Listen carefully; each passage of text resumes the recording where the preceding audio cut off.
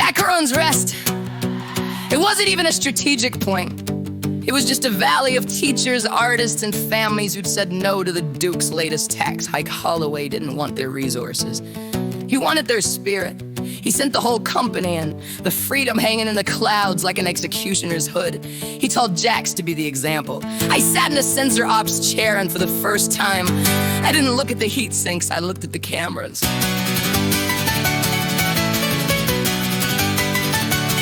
The sun was high on a field of white grain before the blue sky started weeping with the rain. Jack stepped out in that 70-ton ghost, marching toward the things that he'd once loved the most. The people didn't run, they just stood in the street with nothing but shadows at their trembling feet. No mechs, no cannons, no armor to pierce, just the sound of a silence ancient and fierce. The Duke gave the word, the signal went green, and the hammer became a godless machine. I saw the first flash, I felt the ship shake as the heart of that valley began to break. It wasn't a battle, it was just a slow kill, a test of the tech and a test of the will. Jax didn't aim for the legs or the ground, he leveled the rooftops till nothing was found. PPCs lashing like whips made of light, turning the morning to a permanent night. I sat in the freedom, my head set on tight, listening to the comms in the heat of the fight. There was no shouting, no tactical talk, just the heavy rhythmic thud of the walk. 1 mile, 2 miles, the valley went black, and there wasn't a soul who could ever come back. Oh, the silence of Acheron's Rest is a cold, heavy thing. It's the only song that a murderer can sing. The gold in our pockets felt like lead in our chest the day we put the hammer to a final bloody test. My younger self, she was dying inside with nowhere to run and nowhere to hide. Woo!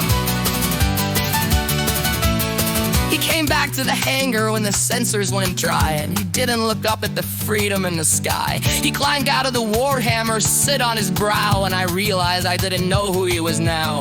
He stood on the gantry, his hands at his side, with the look of a man who had already died. I reached for his shoulder, but he was like ice, frozen by the weight of the Duke's bloody price. They didn't even fight, nags, he said with a breath. I just gave him a 100-ton version of death. He looked at the machine, all that blue and night gold, and he looked like a child who'd suddenly grown old.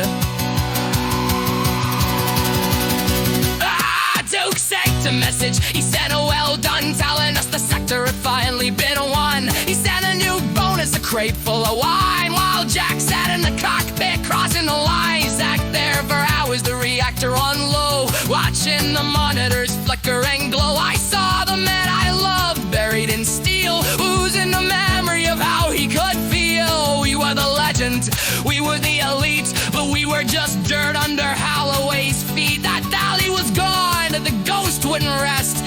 It was living right there in the hammer's own chest. Woo!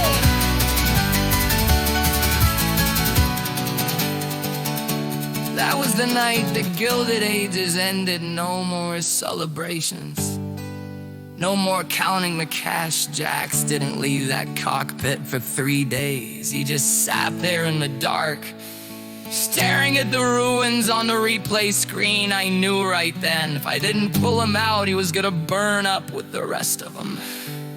So I grabbed a mirror, I grabbed a wrench, and I climbed that gantry to face the monster we'd made.